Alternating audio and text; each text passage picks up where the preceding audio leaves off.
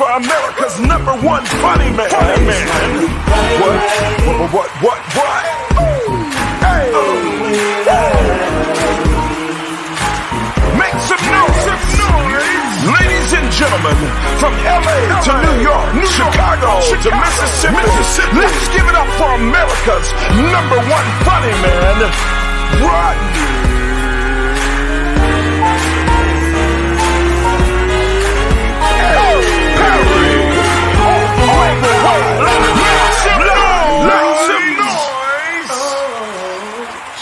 Oh, I hope this show is good today. Yeah, what's up, y'all? It's your boy Rodney Perry. You're tuned in to Rodney Perry Live. We are indeed live. We're kicking it like we have never kicked it before. My name is Rodney Perry. I'll be hosting you through this cavalcade of comedy and interesting stuff throughout today. Can't do this show without my co-host. Can I do it? Well, first of all, I can't do the show without my partner in crime. Miss Shani Scott is in the building. She is Media Room 360. She is outstanding human being, and she's a Scorpio. Yay! Stop right there. Hold her presses. And the highlights is popping this morning. How are you, Miss Scott? I'm wonderful. How are you this morning? Man, I'm feeling good. I'm rested. I went to sleep early last night. Let me tell you something. Like, it's one thing to just come to every day, but when you got to be up, alert, doing stuff, like it changed my whole life. So I'm up. I went to sleep. I got a good night's rest. I feel good about myself. Yeah, you got your people checking in too. I got a good night's sleep too. Oh, really? Yeah, man. So yeah, this is dope. How your baby's doing? Now you guys are down the home stretch. You got one more day of school? We have 3 more days of school. Friday is their last day, and I cannot wait. Friday. Now your children are teens? They are 13 and 12. 12 and 13. So we got a 12 over here. Our last one is 12. So we down the home stretch. Yeah, the baby. This little girl raising herself. You hear me? They do that, but I'm open to having more kids. Like, I want some more kids. Really? Yeah, I really do. I want to have some more. I don't know if I've ever asked you this, but can you say how old you are? I could. I'm old enough to have some more kids. I'm young enough to have some more kids.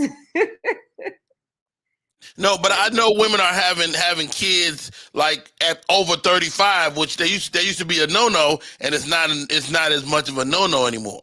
Yeah, I have hit 40.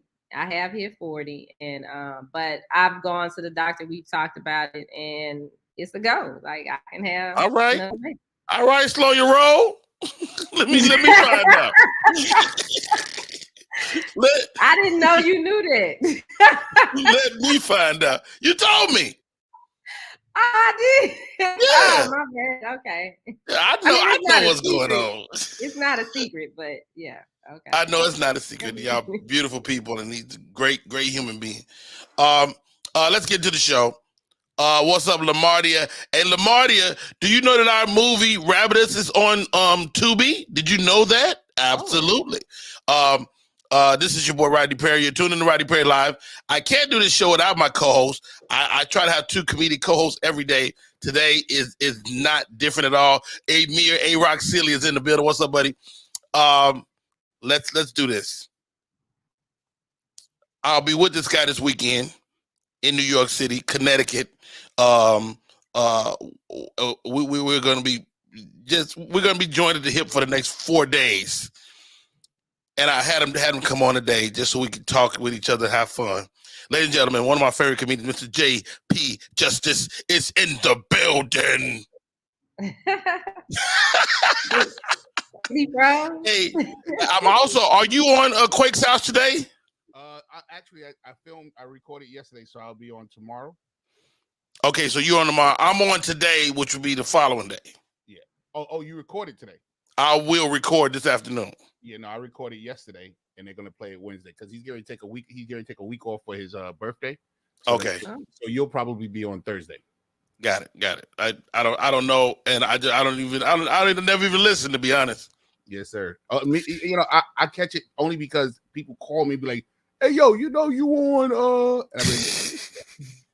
Right.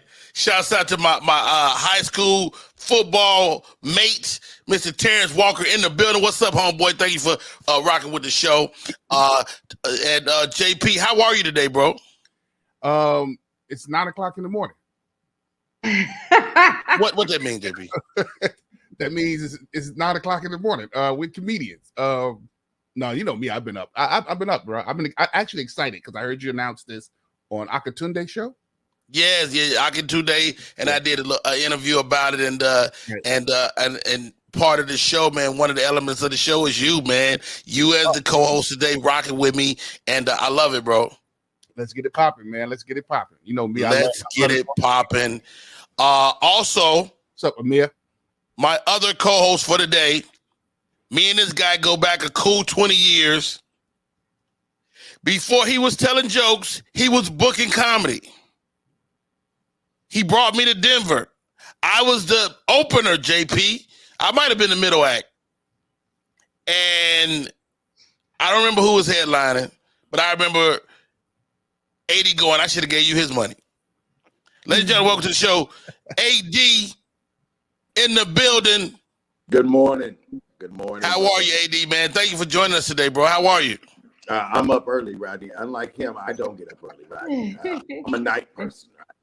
Well, let's really talk about it then. AD, for anybody that doesn't know, AD has a new heart. You know, he's a heart transplant. He's had a successful heart transplant, and you know, they say blacks don't get organs, and AD is one of the guys that got one of those organs, man. And I couldn't be prouder of you watching your journey, bro. It's really impressive. Thank you. Yeah, it's a blessing, brother. There ain't no luck about on that one. It's definitely a blessing just to be alive, period. You know, every day is definitely appreciative. You got to be appreciated every day. Now are you back in the saddle? You doing the nasty and everything?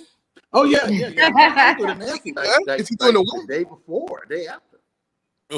What you say, JP? You don't need a new heart. Like sexy? Yeah. Huh? Wait. Okay. Oh, I guess because when you have a heart, your heart pumps extra when you have the sex. So especially when your heart was old, and now I got like a 19-year-old heart. Also, your heart is really kicking up some dust. Yeah. I'm tempo. You got the Viagra heart. Absolutely. You got a Viagra heart. Y'all don't salute no more. I saluted the morning. I need to trade my heart in for a new one then. Shit. Yeah. I salute in the morning. Yeah. We had blessing this morning.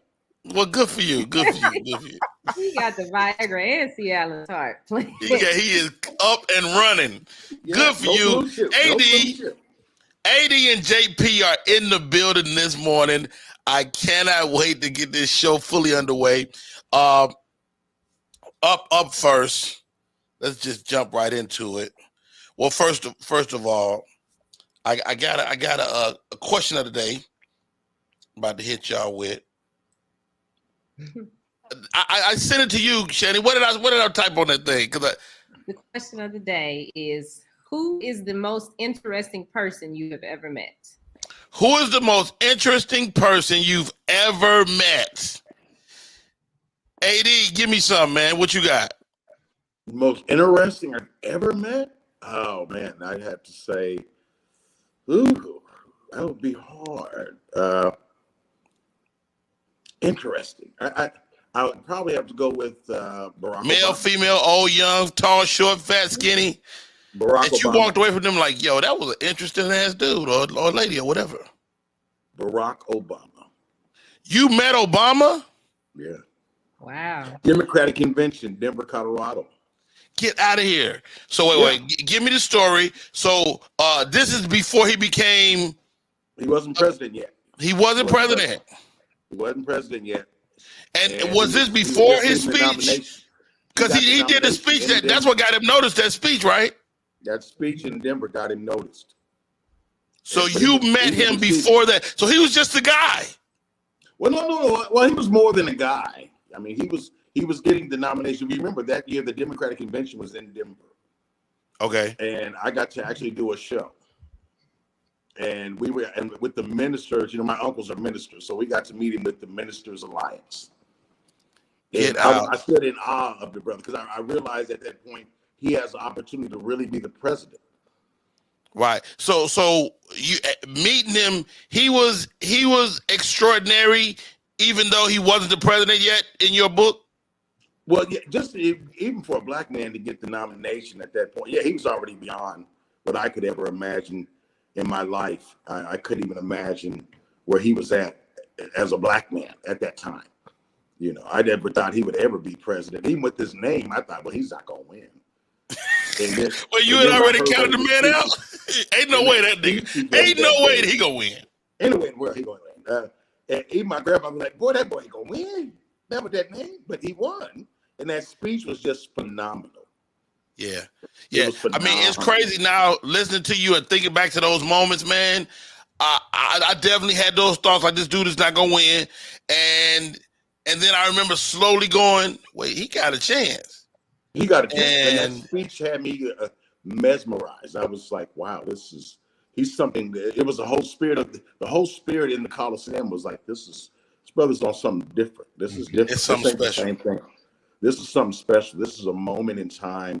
I remember turning to my wife. We both were just like, we were in tears at the end of the speech. He really spoke. He spoke that strongly, and the movement behind him was just really amazing. And you're talking Denver, Colorado, so you're seeing very few blacks, a lot more white. Yeah. And I knew at that time, I said, well, hey, it's not just black people here. It's majority white people here. Right. And he's galvanizing those folks as well. Right. And remember, he won immediately in Colorado. JP Justice, you're in the great state of New York City. To be exact, man, you got to run into interesting people all the time. Who's the most interesting person you ever met? My real father. I was like, "Hey, man, you live down Wait a minute." I was ready for that. I said, "Hey, man, you live down the block this whole goddamn time." No. And you look like me. How did I not notice you? Hey, man, you live right down the block. Come on, man. No, actually, I can go one end of the spectrum. Which end you want the adult spectrum, or you want like something real sensible? Whatever you do, you pick one and then do the other one too. All right. So when I first went to LA, I met Byron Long, I met Vanessa Del Rio, I met a whole. You talking about the porn stars? But listen, bro. Listen, how I met them, and we was all sitting down. They was talking knowledge, and I was sitting here going, I didn't expect it coming from porn stars. I didn't think that they would be so knowledgeable of things that go on in the world. Here's the irony. I know Byron Long. And they not dumb brothers. They're not dumb. No, not at all. Not at all. And when they were sitting down, I was almost sitting here saying to myself, am I in the right place? Like these are porno stars. Like their sex is their thing. But they were sitting there talking about government. They was talking about conspiracies. They're people. Yeah, bro. And I lost my mind. Pipe don't mean they ain't people. Right, exactly. But you know, when you see them on first sight, you go, "Oh!" And then I was sitting there going, "Hey, these guys are intelligent." But now on the other end, okay, I had a chance of sitting down, and I used to work on the Isaac Hayes show on Kiss FM here in New York. Okay. And one day George Benson just showed up. So George Benson and Isaac Hayes, and I don't know if y'all know who Bob Slade is. Bob Slade is like a legendary icon in radio up here in New York. Okay. So Bob Slade, George Benson, and Isaac Hayes was giving me the game on radio and record producing and music and all that kind of stuff. And as I was sitting there, I was saying to myself, "Oh, this is George Benson and Isaac Hayes. Like, this ain't like, my man Tyrone from around the way. You know what I'm saying? Like, this is some high level fly on the wall." Yeah. So, I felt honored to be sitting there talking to those guys. You know what I'm saying? So, and you one of the people you can talk with anybody too. You got that gift of gab. Yeah, but that time, and especially listening to like this, like Isaac Hayes was just sitting there talking, but George Benson was like, "Hey, brother," and I'm telling you, man. And so when they were, they had musical tones. Oh man, it was phenomenal. And I actually sat there and soaked in all that they were saying, because I know I'm not going to hear this from anybody else. You know what I'm saying? Wow. So. Wow, very dope. Shani Scott. Yeah. Who is the most? And Shani Scott, you've been in radio, TV, film. You've been everywhere for many years. You had to come across some really interesting folks. Who stands out as the most interesting? Actually, like, and this is the most interesting person that I ever met to date. Well, it changed once I met you with the Viagra heart. that changed. But I'm gonna brag on my guy a little bit. He is the most interesting person that I met. When I met him, he was in a wheelchair. He has a spinal injury. And everybody in the world don't know your guy. You got to say his name. Well, his name, his DJ name is DJ Slow Your Roll. He don't like me saying his other name. Right. He has a spinal injury. He's been in a wheelchair since he was 5. Right. And he played basketball for 20 years, wheelchair basketball. He went to the Olympics twice. He gold medaled. He's completely, people always think people with disabilities are dependent, but he's very independent, and most of them are very independent, but people don't look at it that way. But when I met him and we got to a point to where we were sharing our stories and our backgrounds with each other, I thought, wow, you went through that. And I won't go into detail about his story, but to experience some of the things that he had to experience as a child and still fight to, do what he wanted to do, to go after his dream, which was to become a basketball player. And he did it successfully. He has 11 championships plus that gold medal, like I said. And now he's DJing. He retired from it and he's DJing. So that's I would love to see that story, man. I mean, it would be hard to find an actor to play him, but I think that could be a great movie. Hey, the only thing I tell him that all the time, but I don't know. The only thing that would have kept that story off, like to the top to me, if Shawnee would have said, and he's a great guy, and then she'd have did this and wheeled out. Oh yeah. But I mean, when we talk like that, like we talk about the chair and all that stuff, it's not. Some people, when they hear us talking, they like, are they saying that to each other? It's like, yeah, that's how we but I got a chance to meet him, and I just found him to be just magnetic, man. His spirit and everything, like his wheelchair disappears, 5 minutes after you meet him.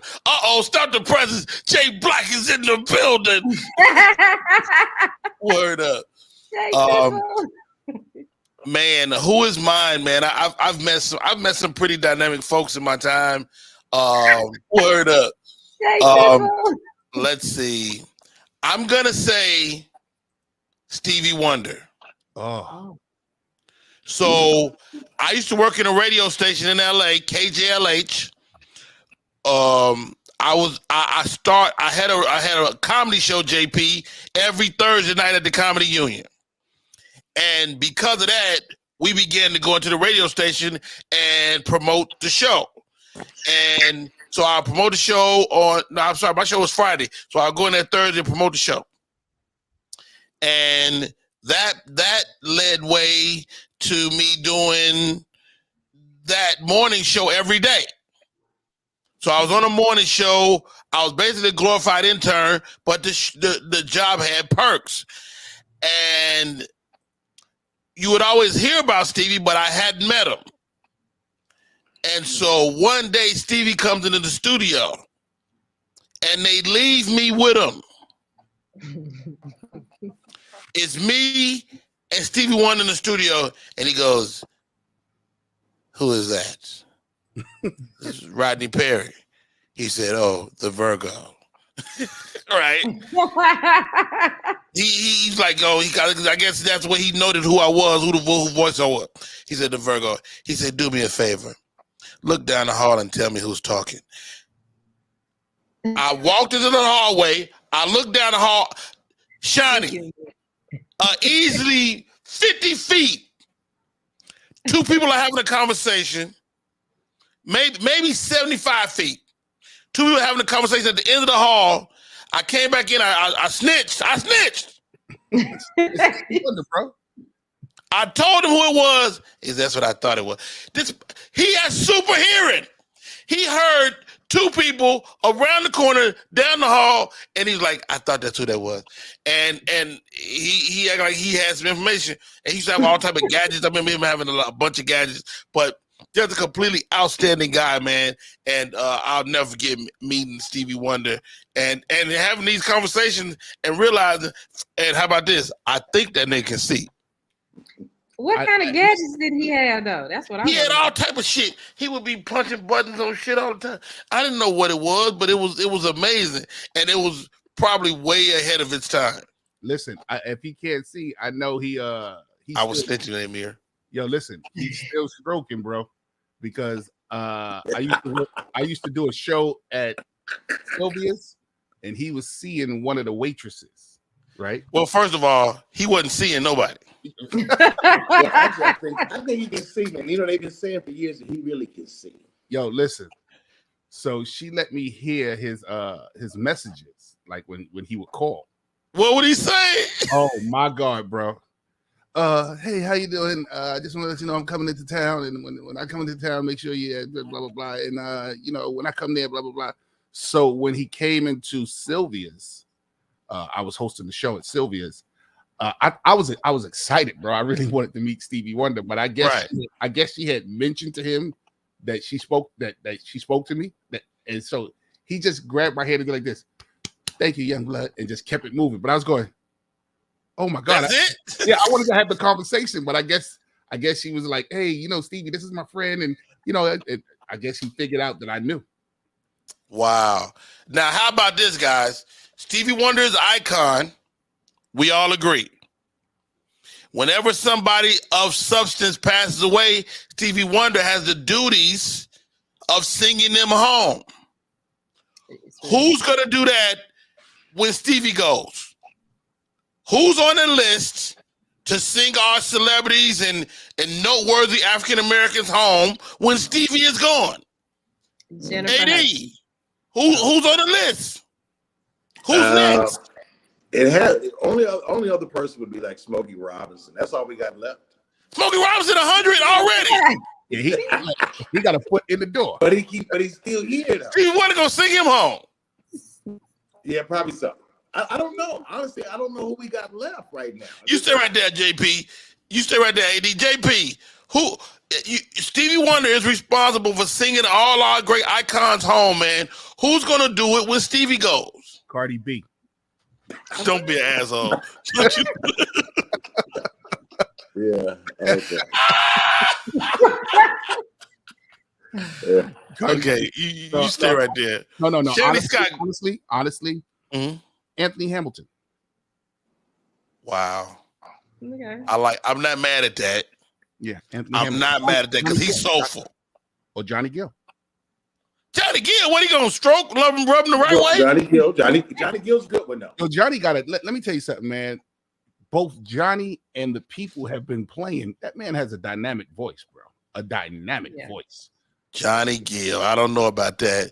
Anthony Hamilton.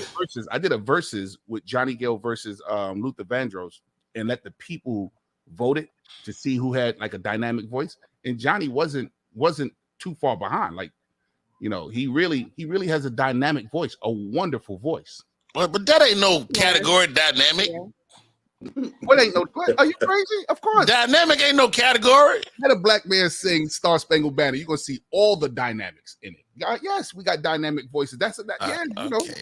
Okay. Well, that's still a non-answer. Shani Scott. I say Jennifer Hudson. Oh. Okay, stop right there, J Hud. But now you can't say J Hud. Somebody Red says John Legend. He's there too. John Legend might put you to sleep though. Oh yeah, he ain't gonna be. Yeah. Gladys Knight getting up there too. So we can't replace Stevie Wonder with Gladys Knight. Now I will say this: Kim not bad. I'm not mad at Kim. Okay, this is what I'm gonna say. You say J Hud, I say Fantasia. Yeah. No. Fantasia. Yeah. She's soulful. Wait a minute. Hold on. Stop right there. Comedian Fig says freaking Jaheim. Jaheim got one foot in the grave now.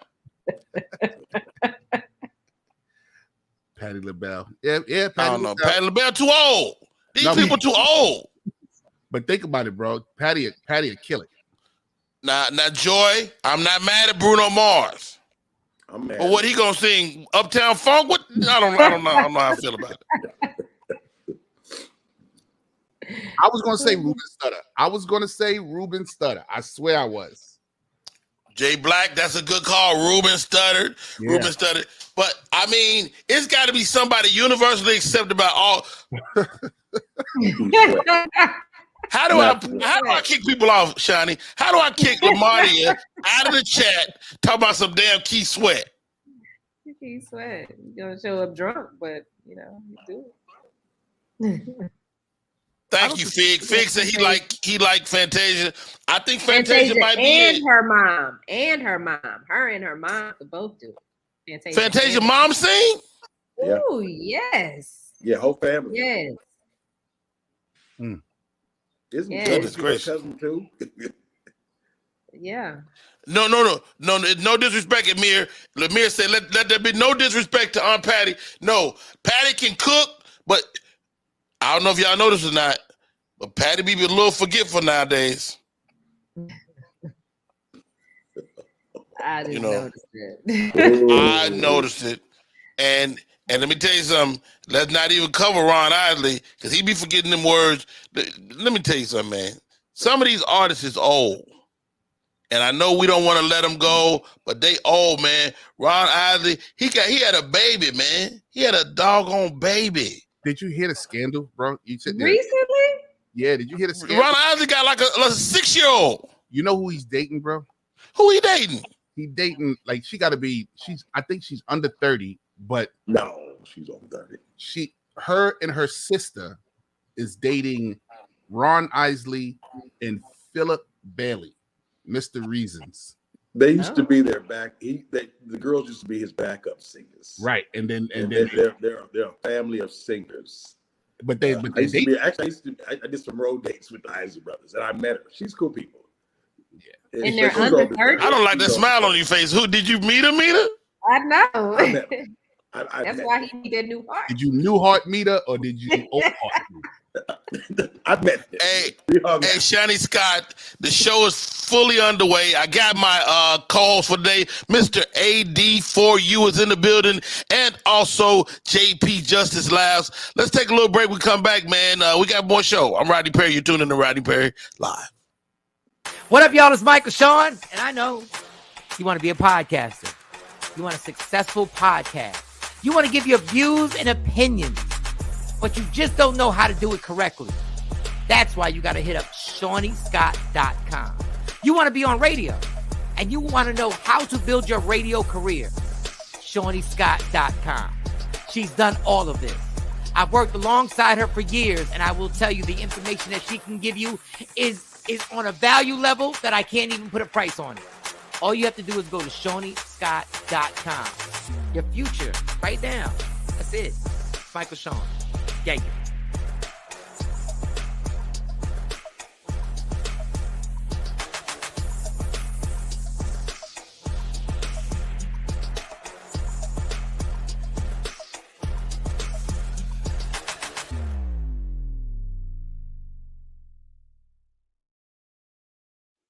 We are back. It's your boy Rodney Perry. You're tuned in to Rodney Perry Live. Oh my God. My next guest, man. This dude is pretty close to being a perfect comedian. He's a master of different types of ways to make people laugh.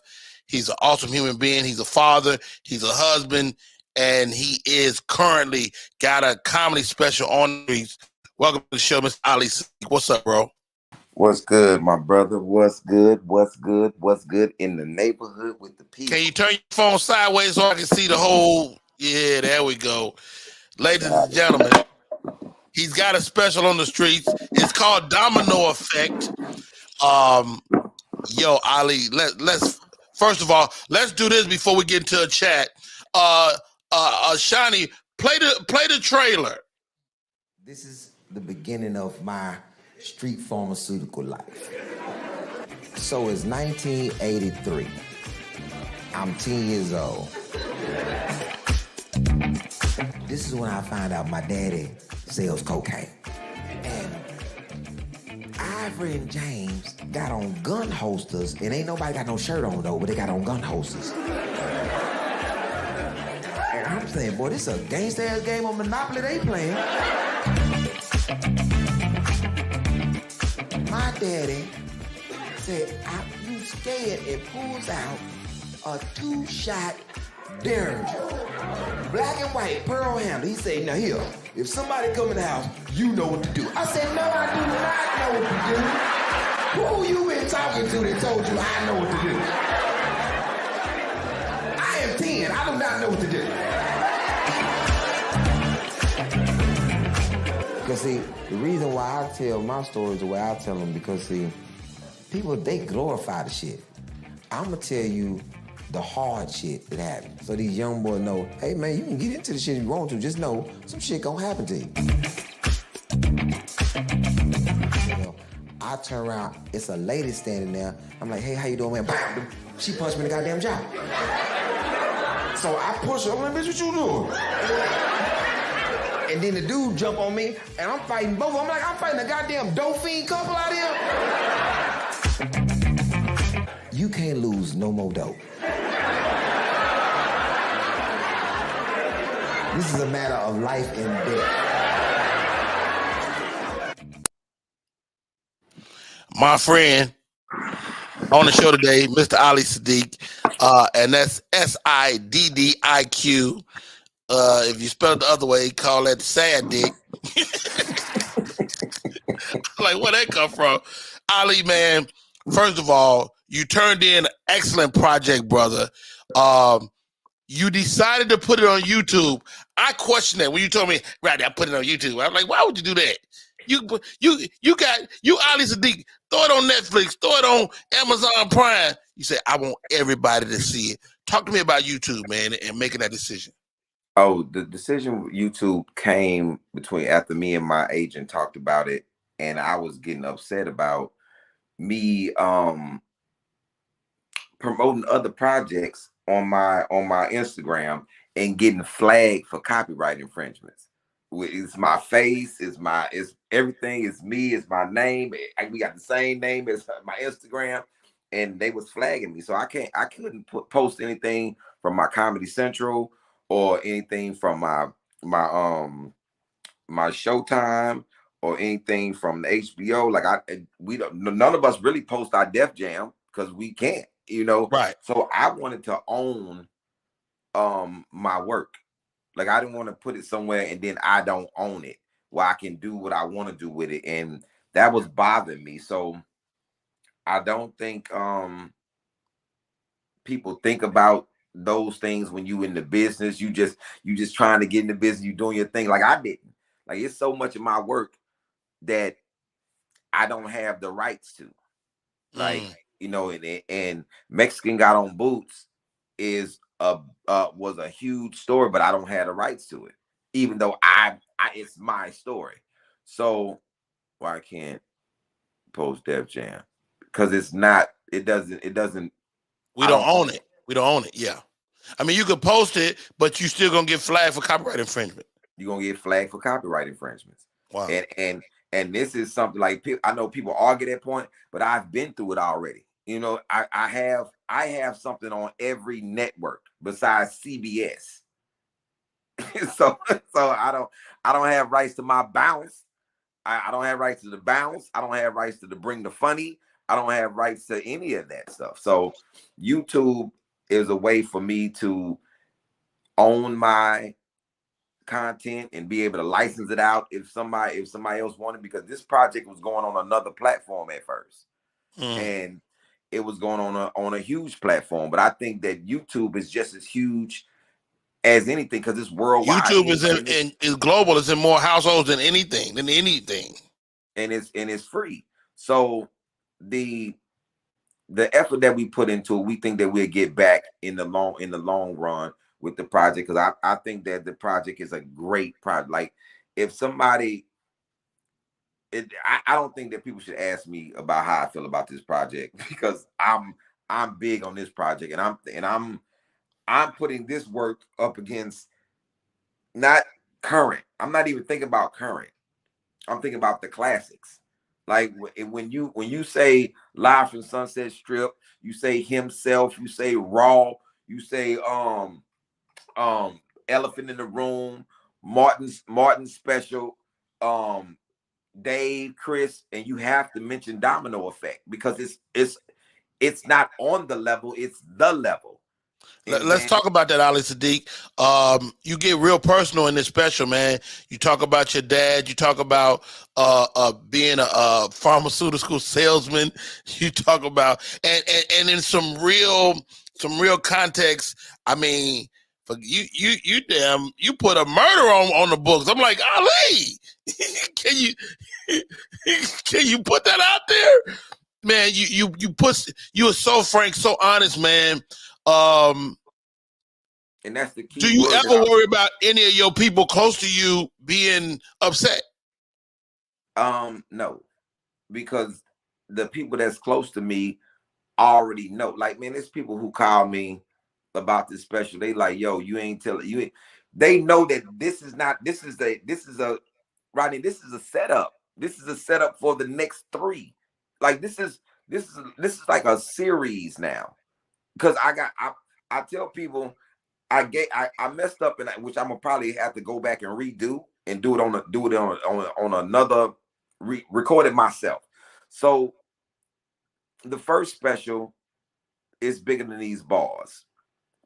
You know I've been to prison, but you don't really know why or how I got there. You know what I'm saying? So this special is like a prequel. The Domino Effect is how this starts. And I only took you up to 15. I alluded to some things after 15, but I only took you actually up to 15 when that boy messed my eye up. Right. So now we still got 16, 17, 18, 19 to go. You know what I'm saying? So when 16, 17, 18 come out, about those years, this is when I get busted 4 days after I turned 19. So I can only give you 16, 17, 18 on the street. Got it. 19, 4 days after I turned 19, October 21st, I'm gone. So then after I do that, then I come back from 19 to 25 when I got out. And then from 25 to 35, the transitions of hiding in public. Like, because when you on parole, you in public, but you still not letting people get to you, like know who you are. So this is I'm glad you used the word honest, because other people, like I don't even get mad at people that say the fakest fake things about street stuff, because the Hollywood does it as well. Like the Orange is the New Black, that's not prison. Oz, that's not prison. The Wire, I'm like The Wire, which was a lot of true stories that were put in the context. It's like stuff that I'm saying that you can own if you was really out there. It's intricate things that you know that happen. So the point of this special is to get people to understand it's cause and effect to everything, and it's not sweet. Like when I watch some of these shows, it's only the good stuff. Like I'm like, yo, man, do you know how many street pharmaceutical reps I know that have been through? So like, man, well, we can't even take you to the hospital. I think what you said most important that I walked away with, and I think nobody ever said this before, is you have to start entry level. Like you ain't Blue Magic. You ain't starting there. You got to start, and you got to work. It takes hard work and dedication to a certain extent, and there are people that fail at it every day. And so to be successful at it is really remarkable. And I think that's what I got as I watch you break that story down. it is a part, man, in that life that we are we all Bless you, bless you, bless you. we all was alhamdulillah, we was all doing something at the same time, and one of the boys got busted. This boy got busted like in 2 weeks. Like it was and I saw the people get him, and I was like, nigga, who you sold to? Nigga, He got busted on the first day? Oh man, the first 2 weeks, man, that boy was gone. I'm like, man, hey, but it's not even with 16 and 17, it's the era of the jump out boys and running from the laws, and man, it's so much intricate stuff, like deep stuff, like Rodney, like I know how people sacrifice their integrities and their morals because I was in this game, and we used to pay this woman for us to hold stuff in our house and be able to come in our house when we wanted to. But this is the problem in that, Rodney. I am 17 at this time. She has 2 daughters. One is 18, one is a senior, and one is a sophomore. One is 18, one is 16. I'm 17. Who you think I slept with? Both of them or one of them? Both of them. Yeah, because I'm the boy that's in the house with a bunch of money. Like I got a bunch of money. Wow. Like I'm not talking about like it's cats that like the next special. I'm bringing in the cats that was around me in the joint because they know, yo man, this the cat who come into the school in a short mink jacket and he got a Jag outside.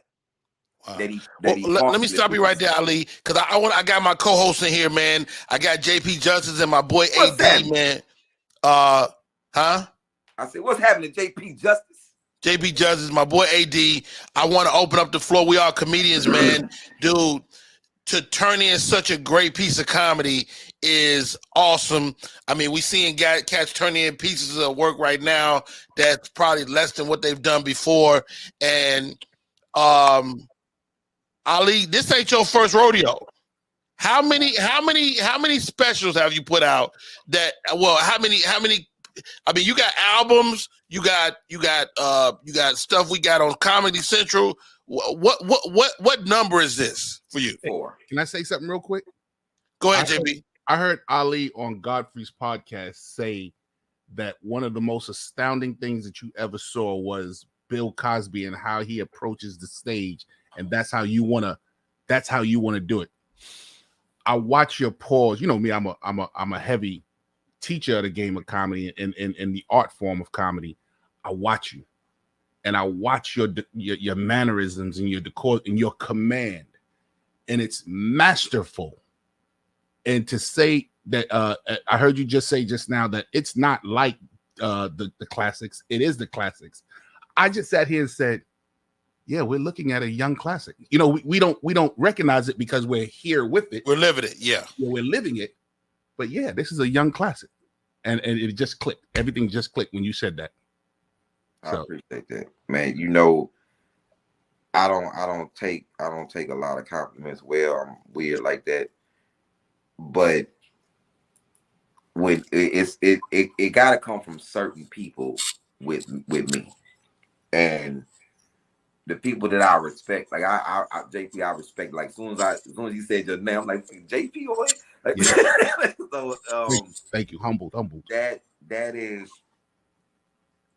it's kind of like when the OG called me last night, Teddy Carpenter. It's like, yo, man, I didn't want to talk about it. I didn't want to talk to you about it. He said the first thing I saw when I saw it, after it was over, what I said was classic. He's like, and he said, that's hard for me. And, you know, I'm sitting there watching, and I know how hard it is for. I'm talking about rugged comics that's big. It's hard and it's easy at the same time when you respect somebody's work. But to sit down for an hour and 21 minutes and watch somebody else do the same craft that you do, and then you know that's big, because that's like the Chris Rock, the Chappelle level, when cats sit down and watch them and look at their work, and that's humbling, brother, and I appreciate it. Yeah. AD, you have anything for Ali, man? You muted. We cannot. You muted.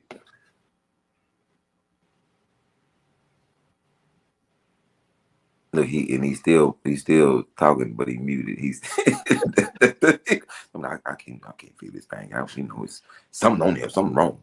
It's a little microphone at the bottom. It say mic. That's all right. This not his first time on here, is it? Maybe. No. Ali, your pops is gone now. Am I right? Yeah, my pops died. My pops died before my first special came out. My the Comedy Central special came out. We talked about it, and then he got out of here on me on the and he got out of here on the day that he know that I didn't like. Boy, he dirty for that. My dad is still gonna leave me with something, because he know I hated Valentine's Day. He always knew that. He knew I hated Valentine's Day. Right. Man, this Negro died February 14, 2018. Wow. And I remember getting a phone call, and I said, Valentine's Day? Man, Wait, Ali, you tell such vivid stories about him, man. You can see the love, but you can also see you as a young man going, you don't know how to do this, dog. I used to look at my daddy like, say, man, you just trying, huh?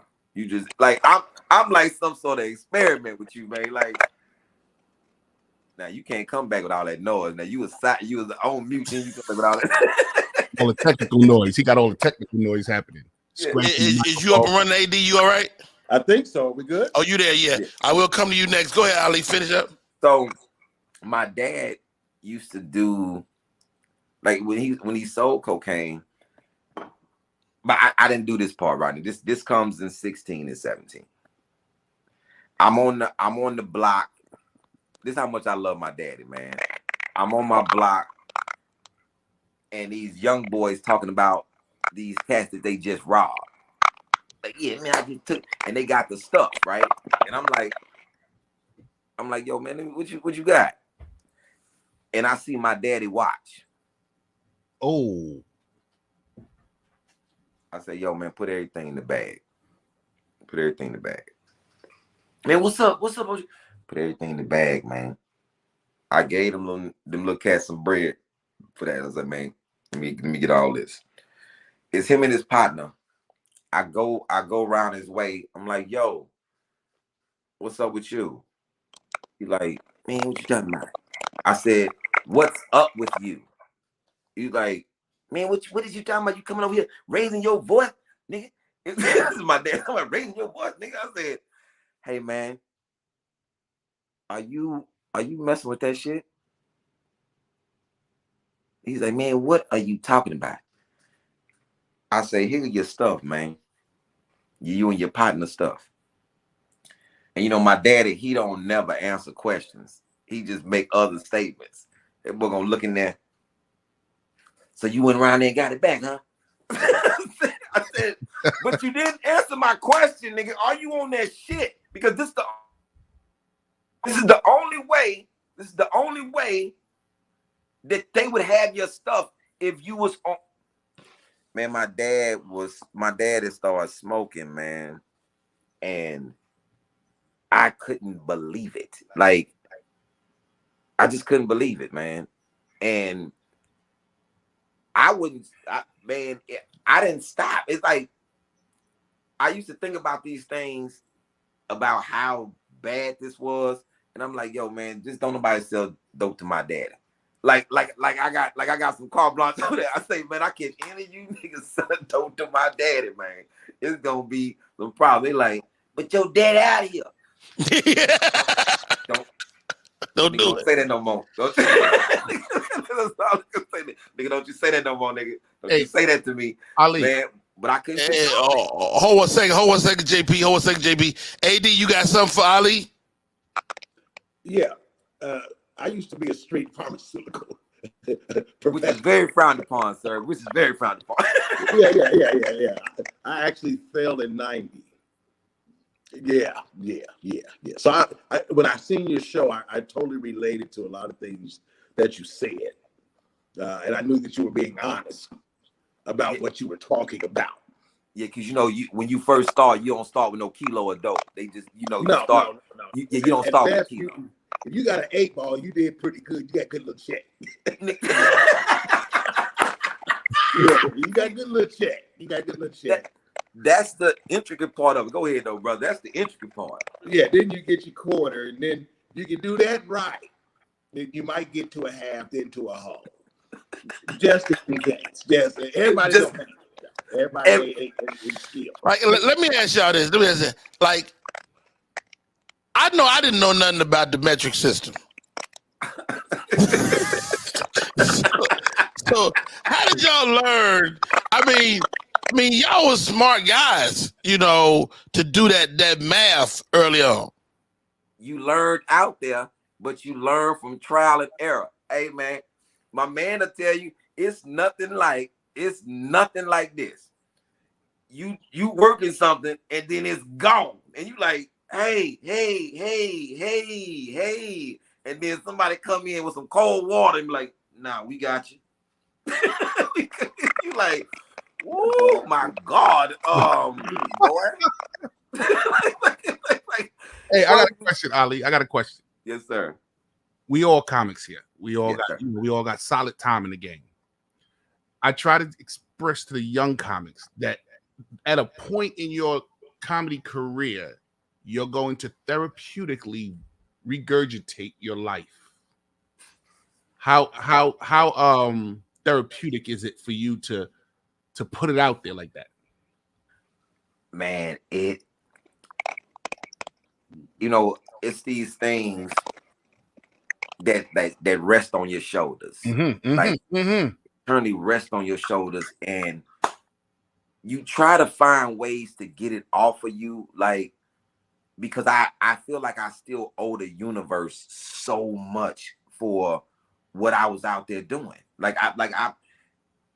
For me to walk through Frisco and can't find a street to go down because it's so many addicts, and it's weighing on me that I'm like, man, what did I do? What portion of this was I responsible for? And to start to give it in a medicine where you trying to divert people from that path, you know what I'm saying, to keep people on another path, like, yo, man, you don't need these scars, is it's making me better, and it's making me friendlier. It's like some of the standoffness of me is starting to dissipate, because I'm getting these stories off of me, and giving people things, because some of my anger and some of my thing will come with people. And I'm just keep it 100.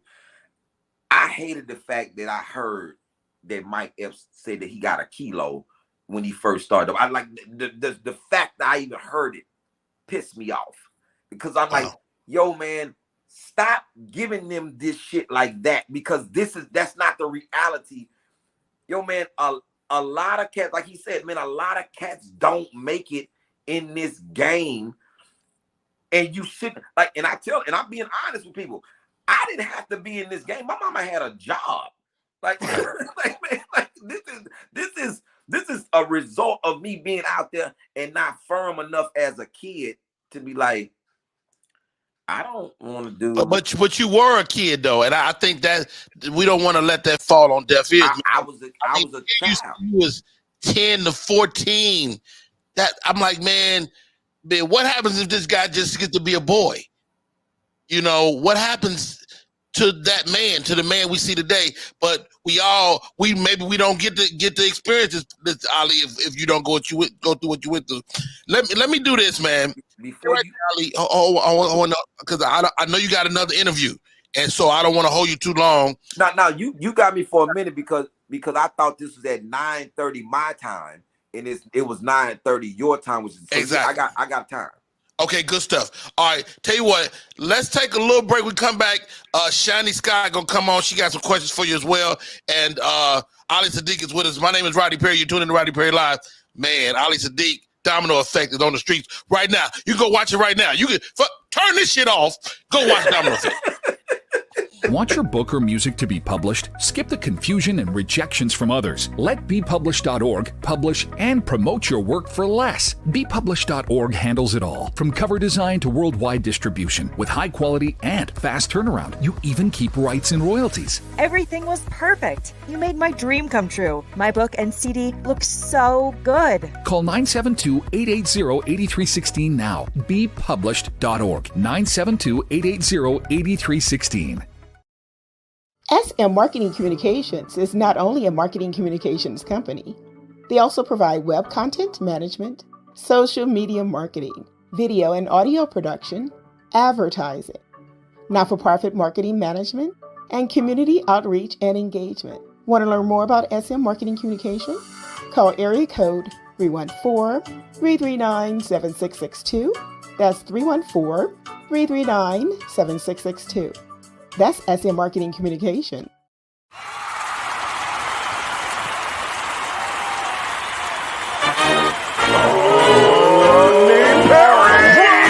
Rodney Perry. Get ready for America's #1 funny man. What? Hey. Make some noise. Ladies and gentlemen, from LA to New York, Chicago to Mississippi, let's give it up for America's #1 funny man, Rodney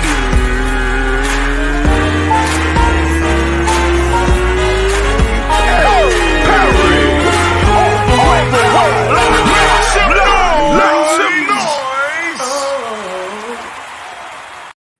What up, party people? We are back in full effect. Shiny Scott is in the building. We are joined today by the great Ali Sadiq. His comedy special, Domino Effect, is on the streets right now. Where you at? Oh, you want him up? Okay. Yeah, pull him up. Yeah. Ali Sadiq. Yes, sir. My partner in crime is Shiny Scott. She's got questions. What's your thoughts, Shiny? Well, first of all, Ali, I love your story. I think it's great. I think it's a beautiful thing that you put your special on YouTube. And I know at the time you probably didn't know anything about this little company called Media Room 360, but we do the same thing, and it's Black owned and female owned. So if you're open to it, I'd like to have that conversation with you about distributing your show here. Well, I have to be open to it now that you done put me on the spot. You don't have to, but I have no choice but to be open to it. I do have another question. So we've watched the Snowfalls, we've watched the Powers. Have you thought about turning your story into a mini series or a long or a short? You know, was with Karen Hunter just hit me and said she think it's a book. And then people keep saying it's a movie. I don't know what it is outside of my life. So anywhere that I can put this story or put the next series, I think I'm game. I think I'm open for a series. Is there anybody, a current actor you would like to see play you? You know, I'm always gonna say Don Cheadle. Like that's the greatest, you know. Don Cheadle was dope, but he too old to play you. Yeah, Man. I'm thinking, what's the young guy that played Keith? Oh my God, the guy that played in the Fred Hampton movie. Lakeith, Lakeith, you know the guy, Lakeith. Oh, Lakeith, that dude. He was in Get Out too. He was in I don't Get know. Out. Yeah, he was in Get Out. He was the one that was standing there saying, "Get Oh, out." you talk about that the Slim brother. Oh, the Yeah, little Slim cat. Yeah. yeah. Lakeith, I can't think of his last name. Yeah, he can play me, and then I can play Dick Gregory. So that's who I want to play. I want to do Dick Gregory. Yeah. Rodney, did you sell drugs? I never sold drugs. But Great thing. That's a great thing, it's Rodney. hard to be in this country without being affected by drugs. And you said something in the last break, Ali. What was my responsibility? My stepdad, lived that life, and he really worked hard to keep it from touching us. And I watch my peers and how that thing touched your life. Talk to me about this, dog.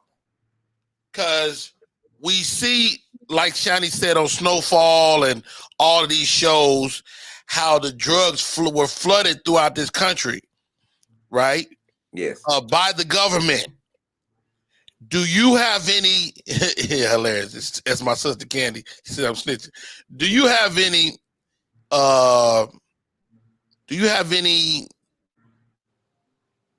Like, as you look back in your mind's eye, where the government was involved in getting you your product? Oh no, I wasn't on that level. The level that I was on was straight street cats and Colombians, and it wasn't. I wasn't the freeway Ricky Ross, because I wouldn't have been. It's like they couldn't have came to me and said, "Hey, we want you to." Rodney, let me tell you what's crazy where I was at with this. This is a story that I don't tell often because it's kind of like too much. I'm at a Say No to Dope high school rally. Okay. And I'm speaking about how crazy it would be for you to be a child doing drugs and staying away from drugs. And at the time, I have a half a kilo in my Monte Carlo that's outside and about $30,000. And I'm getting paged as I'm talking. And my boy Phil was like, "You got to be the worst nigga of all times." I'm like, "What?" He's like, "Did you just say?" He say, "This is worse than when you was on the radio talking about gang violence while you was in a gang at the time, and Barbara Bush, President Bush Sr.'s wife, sent me a letter about applauding me about my speech about gang violence, as I was in a gang at that time. I wasn't, and I tell people, I tell this story because I wasn't this. Like, I real life wasn't a drug dealer. Like, yo, this is me being outside with some cats that had to live this. Like, my mama had a job. My mama had a good job. And I didn't even desire the things that they wanted. It was just, I'm outside. And this is a perfect example of knowing your kids' friends. Like, actually knowing, like, my mom, I don't ever fault my mom because she was busy. But I really want to know my kids' friends. Like, judging by the way you told the stories, your mom was doing her best. She gave y'all everything. She was a disciplinarian. And so, as a parent now, do you think you'll be able to see your children if they fall down these paths? Man, my daughter, I have older kids. So my 28-year-old, I have bonded Trey out of jail 3 times. And even though he's not my biological, he came with the package when I had my first situation. When I had my daughter, my oldest daughter is 23. She's been through her thing, but she's a great kid because I've been there pushing and fighting with them the whole time. And I'm like, I don't know if you watched the show Winning Game with it's one thing that Dr. Bus mama said to him that I'm a firm believer in. You remember this part where she picking up her papers. She's trying to get him to get the team over to his wife, his ex-wife, so they won't lose it. She picking up all her stuff. She said, God damn it, I'm your mama, and if I have to drag you to success, I will. She said, I'm gonna drag you to the finish line. I'm like that with my kids. I'm going to drag your ass to the finish line. Because my mama did it with me. My mama never left me. And to be frank, I put my mama through the worst. I went to prison at the worst time because my little sister had just passed. The heart of my life, everything that meant everything to me, had just passed away at 8 years old. So my sister's in the Navy, my oldest sister's in the Navy. My baby sister passed. I go to prison. Wow. My mama lose all of her kids at the same time. And it's like, I don't think when people go back and they look at this, or they look at it, and when the story first started, I say that it's me and my two sisters.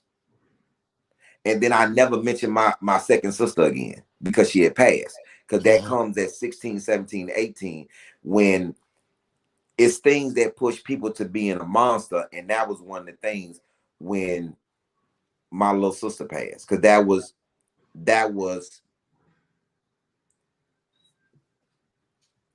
was everything to me. Like she meant everything. And to the point where, Rodney, I could be doing whatever. I could be in a shootout. I could be selling drugs. I could be doing whatever. At 3:15, I'm done because I gotta go pick my sister up.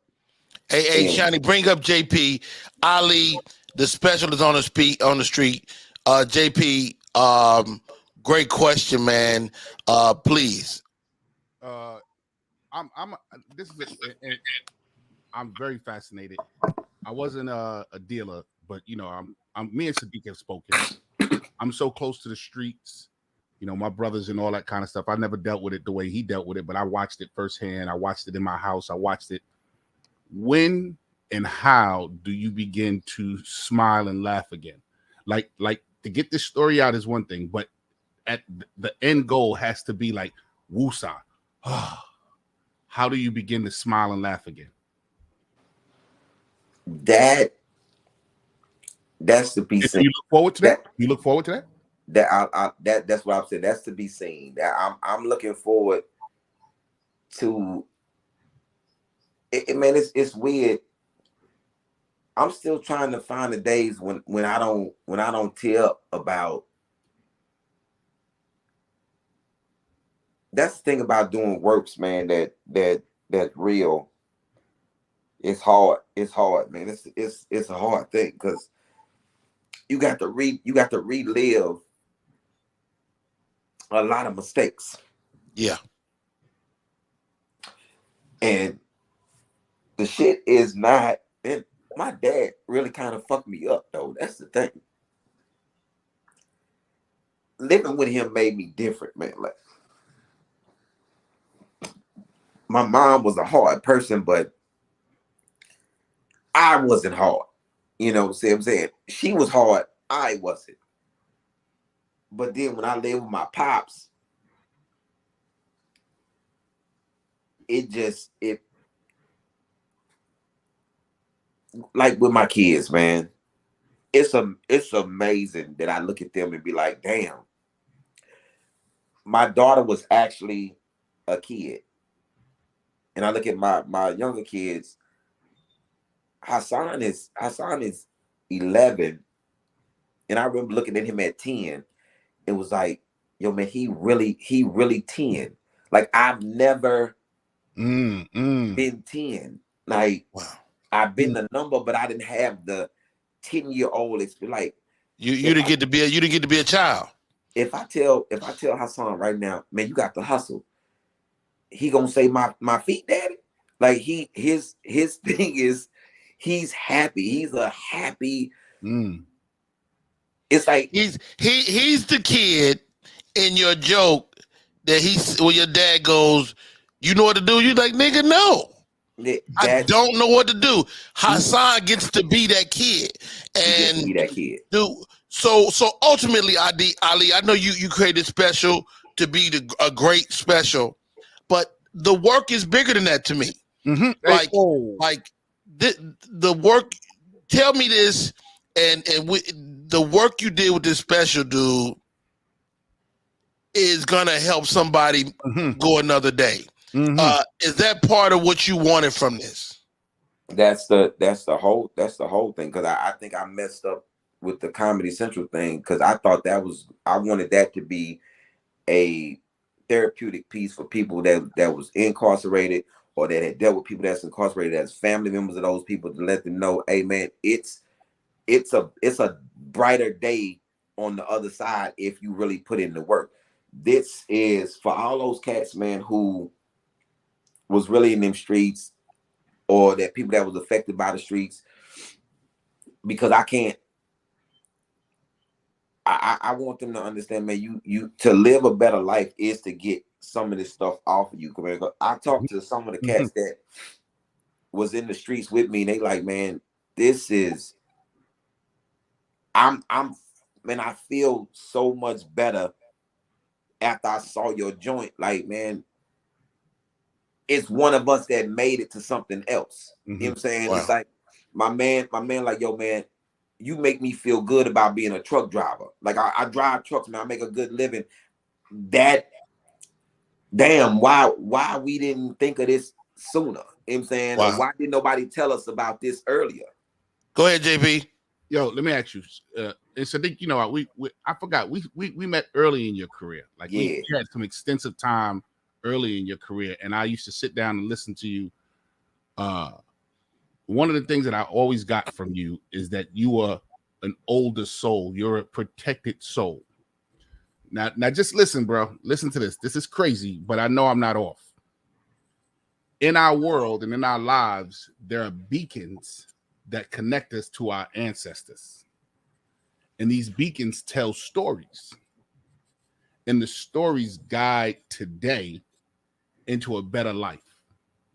I'm sitting here listening to your story, and I've heard your story. And I just finished listening to the Kendrick Lamar album. And I just finished listening to the Dave Chappelle special. And I just finished listening to all of these other beacons, connections to our ancestors. And your story, your testimony is that.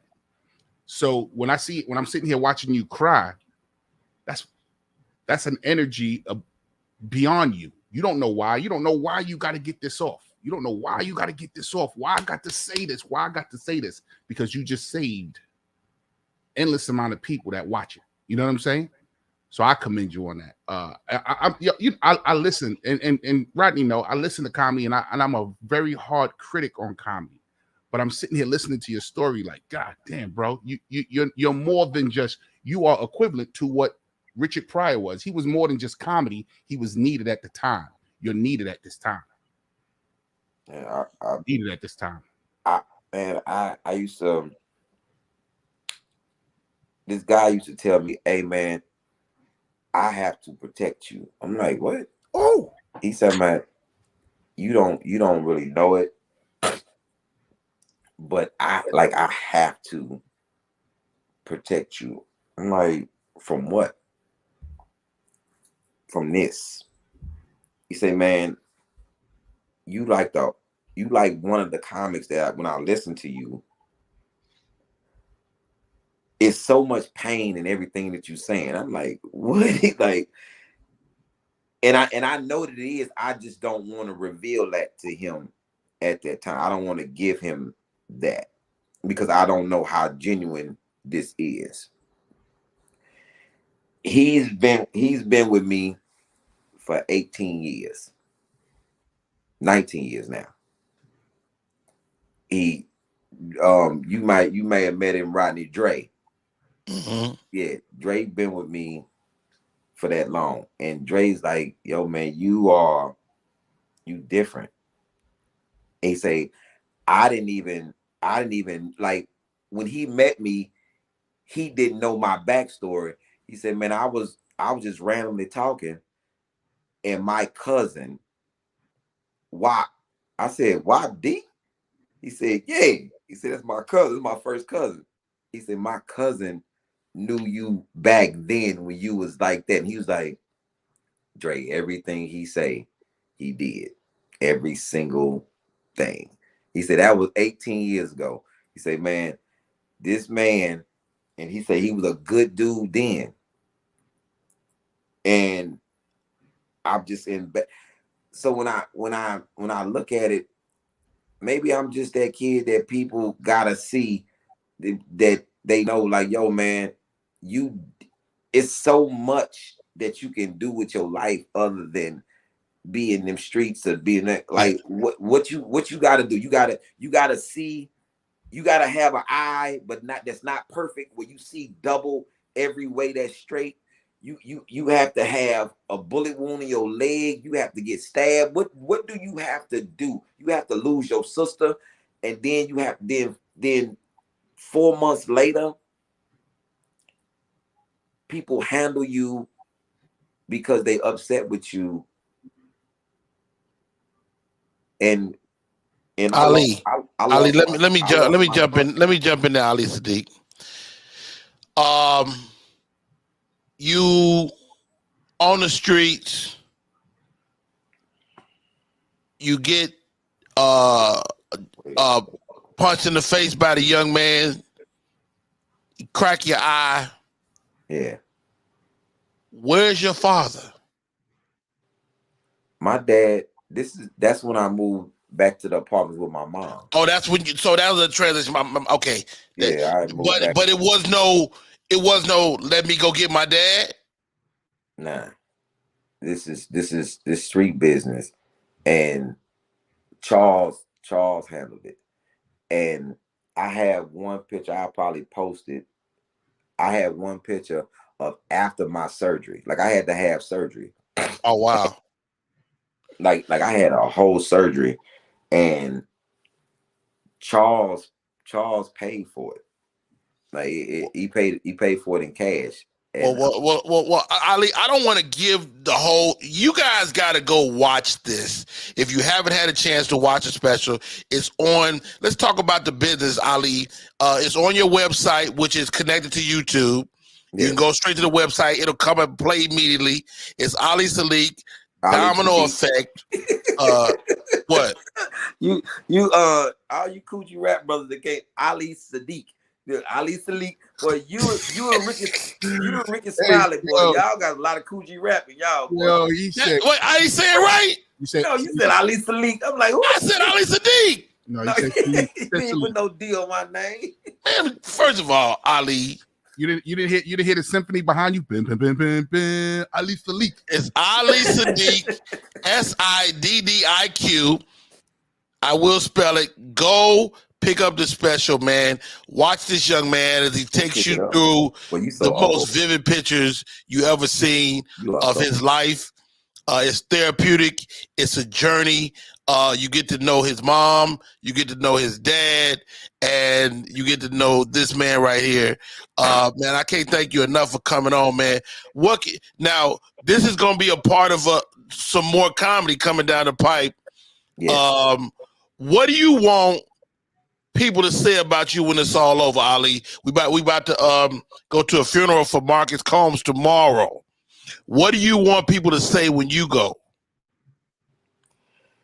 The truth, whatever they truth is about me, because the reality is everybody, the people who are close to you would have a different something. Like Rodney, me and your journey.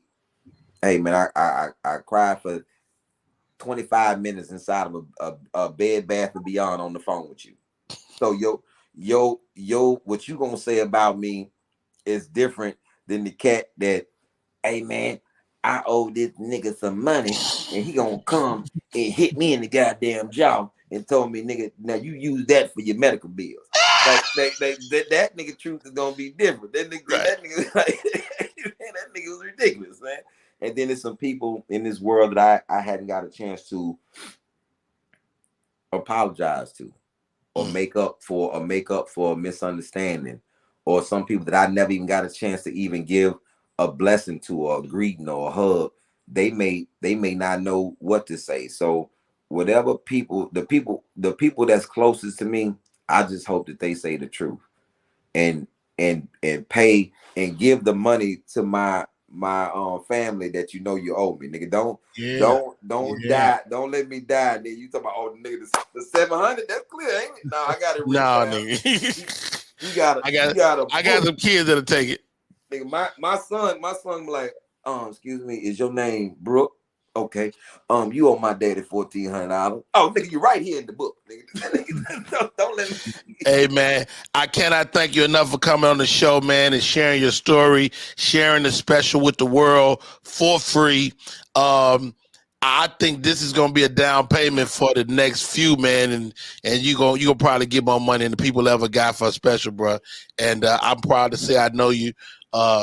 It's an honor and a privilege, man. Thank you, Ali Steve, for coming on the show, man.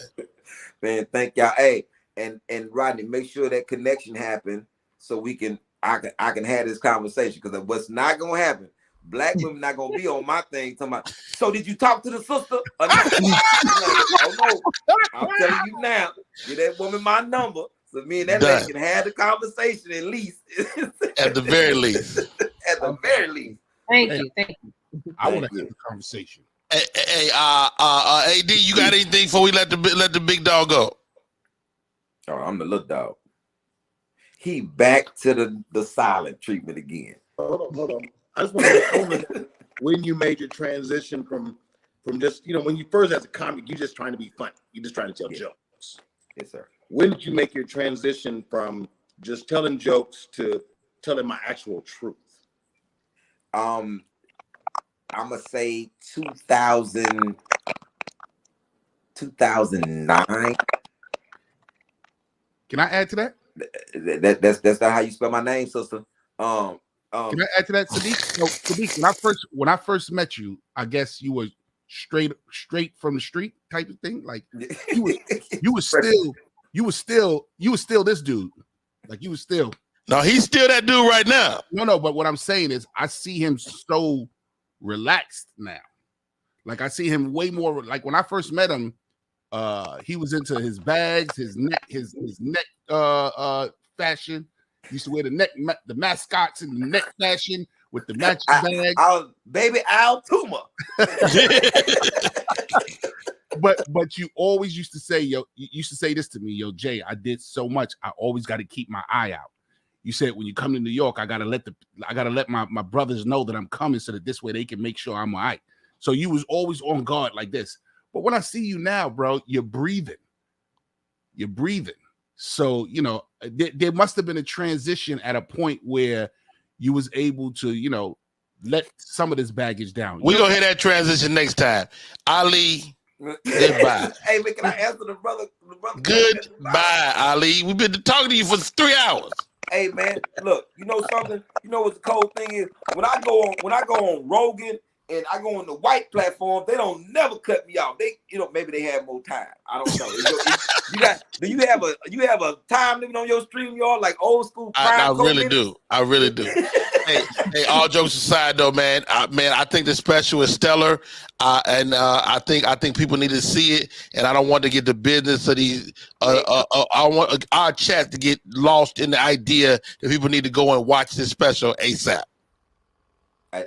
Thank you, brother. Yeah. 2009, D.L. Hughley told me the funniest I was gonna ever be was based upon how honest I want to be. You just have to get comfortable with your honesty. You know what I'm saying? And that's the thing. And now I'm going after I done seen the brother. See, that brother know he did transition. That brother put up a tea glass. It was I said, yeah. He done put all the streets down. Me too. I'm gonna go have a cup of cappuccino. Thank y'all. Hey, Ali Sadiq, man, I love you, man. Thank you for coming on the show, Hey, bro. Rodney, you know how I feel about you. It ain't nothing you can do about it. My man. One. Hey, great show. Great chat. Wow. Ali Sadiq is in the building. All right, let's do this. Let's do this, Shani. Let's take a break and let's bring up my girl Kiki. Kiki, my next guest. Guys, Kiki has a book. Get this, gentlemen. It's called The Other Woman's Code of Conduct. Come on now. The other woman. Yes. Okay. So there's ways that men should be acting if they indulge in these relationships, and there's ways that women should be acting. And Kiki covers it in her book. I think it's stellar, and I cannot wait to have Miss Kiki Richardson on the show. My name is Rodney Perry. You're tuning in to Rodney Perry Live. We're going to take a break. We'll be right back. What up, y'all? It's Michael Sean, and I know you want to be a podcaster. You want a successful podcast. You want to give your views and opinions, but you just don't know how to do it correctly. That's why you got to hit up ShawneeScott.com. You want to be on radio, and you want to know how to build your radio career. ShawneeScott.com. She's done all of this. I've worked alongside her for years, and I will tell you the information that she can give you is on a value level that I can't even put a price on it. All you have to do is go to ShawneeScott.com. Your future, right now. That's it.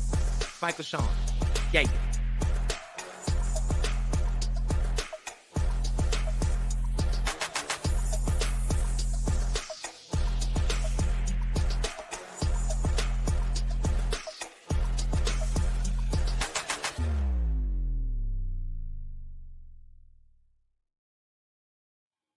What up, y'all? It's your boy, Rodney Perry. You're tuning in to Rodney Perry Live. Shouts out to Media Room 360. Love it. My partner in crime, Miss Shani Scott. Yes. How are you, sis? I'm great. That was a great interview, right? It was. It brought me to tears. I'm looking forward to the book, the movie, the series, whatever he does next. I know it's such a great question. Shouts out to my co-hosts, came through. They did their thing, brought really some great ideas to the forefront. Who knew AD was a drug dealer? I know, right? With a good heart now. You know, with a brand new heart, and boy, you all right. All right,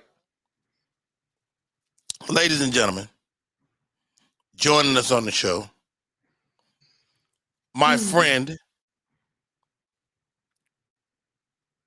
She was actually a model on Comic View. I don't know if everybody knows that. She worked with the great Bernie Mac. She has strong ties in comedy. She's radio, she's TV, she's all things in between. She knows her sports. Welcome to the show, Miss Kiki Richardson. You put all my business out there in the street. I did. And she's a blonde. I'm rose gold right now. Rose gold. Is it rose gold? Nice. So I'm gonna bring everybody up for this because they gotta experience you. Kiki Richardson, JP Justice, Mr. AD for you. Yes. This woman is the author of the book, The Other Woman's Code of Conduct, and there's another book coming down the pipe. I don't know if we're ready to talk about that yet. No, not yet. But there are some rules if you're gonna engage with a side chick. Yes, sir. If you're gonna have a side piece, fellas, there's a way you should conduct yourself. That's right, Joy. Get your mind right. If you are a side piece, there's ways, fellas. If you cannot afford it, stay out the game. You gotta pay to play, baby. That's a chapter in the book. Kiki, unpack this for me. I mean, of course, we want people to pick up the book, but unpack what you can that we can still sell books. Well, first of all, good morning, everybody. And if you're not ready to talk real, y'all may as well go ahead and shut it off right now. Get out of here. We're about to have a grown folks conversation. Just go ahead, pack your stuff, get on out. But as he said earlier, you got to pay to play. That's actually a chapter in the book. I wrote the book because I'm so tired of seeing the game get a black eye, because you got these side pieces who think they the main chick, and they think they get main chick responsibilities and benefits. And then you have the guys who are sitting up here treating the, giving the side chick more power than she should actually have. So she feels the power to do that. So I didn't write the book as a way to condone the behavior. I listen, people do it every single day. I'm not saying you should. I'm not saying you shouldn't. I'm saying, but if you do, these are the rules. These are the rules. So what's the rule that we all should adhere to? Well, first of all, let me clarify something. Even though the name of the book is The Other Woman Code of Conduct, the subtitle is What Every Other Woman Should Know, and Men Too. Because men don't own the franchise in cheating. Ooh. Women cheat just as much as men do. However, statistics show they get caught 50% less. Hold on. Stop right there, Kiki. Stop right there, Kiki. I don't know if that's true. I feel like you made that up. That is not, ain't no, who taking it, who signed up for this survey? Well, I mean, there's surveys all the time. People ask surveys all the time. And if it's anonymous, you can feel free to answer the question any way that you feel. It's not like I'm standing, they catch me on the street, I'm standing next to my dude, and they're like, have you ever cheated? And I'm like, yeah, I'm cheating with him. No, it's not like that. So, I mean, there are studies that are done on infidelity. There's studies on everything. Right. Everything. So women are cheating. Mm-hmm. Are we sure, Kiki? Say it ain't so. It's so. It's so. Now, I'll tell you this. What my research has shown is that oftentimes when women cheat, it's because of a couple of reasons. One, either it's on get back. So those are usually young women, right? Mm-hmm. Second, it's because there's a familiarity there, right? There was somebody that was in their past that for whatever reason it didn't work out. It was time, and it was whatever it was. And now this person has reemerged in her life, and they've reignited some things in them, right? So it's an emotional kind of chemical connection. Okay. Men, because by the nature of who you are, right? And it's no shade. It's just recognizing and understanding who you are. You're hunters. Come on now. So you go ahead and you go for what it is that you're attracted to. And if you get an opportunity, listen, what did Chris Rock say? You only cheated. You're cheating as good as your options are, right? So if you have people coming at you, the likelihood that you would is higher than you wouldn't. Let's be real. Monogamy is a societal construct that we were taught. It's not something that's natural to us. I say it's unnatural. It is unnatural. It's not something somebody told you to be monogamous. Did nobody tell you to breathe? Nobody told you to go to sleep. Nobody you know what I mean? It's not something that's innate to you. That's something that had to be taught to you. Mm-hmm. Wow. So what if you're engaging in a relationship like this, and where you're the other person, what shouldn't you do? Well, the first thing you shouldn't do is call it a relationship. What you should call it is an arrangement, because you have an agreement with this person to behave in certain ways, right? So as the person on the side, what you should not do is, one of the things that I say first and foremost is don't get emotionally attached, right? When you start getting emotionally attached, or if you know you're the type of person that's going to catch feelings real easy, this ain't the game for you. Keep it strictly along the line. Well, let me ask you this, Kiki. Let me ask you this. Isn't by virtue of you being a cheater mean you can't follow rules? No, that's not true. Because listen, that's not true. We follow rules that we want to follow. Oh, shit. Right? Okay. Yeah, we follow the rules that we want to follow. If it's something that we're interested in, then it's like, okay, I'm all in. What I found is that typically in these situations, men who are cheating, they put in so much work. right? If you're the recipient as the lady on the other end, or the man, I don't know how you get down. Maybe you fluid, I don't know. But if you're the Right. person on the other side, typically the person with the guy with somebody on, a main person, they work really hard. They're the ones that's sending you the text messages. Good morning, beautiful. They're the ones that's telling you have a great night. They're the ones that's not forgetting your birthday. They're the ones that are doing all the things that they should be doing for their wives or their significant others. But they work the hardest because they have the most to prove. Wow. Because I don't have to deal with you. I can cut you off. Wow, that's so incredible to hear you unpack that, but it's true as hell. It is. It is. It is. I see that he said it's damn near impossible not to get attached to a person that you're entangled with. Well, I have a solution for that. Okay. No. You see all of us sit up? No, You gonna read the book? Make them read the book for that, Jim. Yeah. Well, it is in the book, but just to tip you off, having sex with somebody is not just a physical thing. There are chemical things that happen with the body. You release serotonin, vasopressin, oxytocin. There are a lot of things that are happening with the body. But you also have to be aware of your behaviors when you're in these situations. If you know that the bonding chemical of oxytocin is going to be released, why are you sitting up spooning after it's over? Come on. Now you're doing pair bonding activities, which is now your physical is doing what the chemical, and now you brewing up a perfect storm for some BS. So it sounds like you saying no pair bonding. I'm saying no pair bonding. No. Wham bam. Thank you, sir. You hear what I said, Rodney? What'd you say? That's when you got to skeet and skedaddle. Oh God. But okay. Now I'm a firm believer of this, Kiki. I believe dudes do what they do, and I'm sure women do too. People don't kind of like. However, you love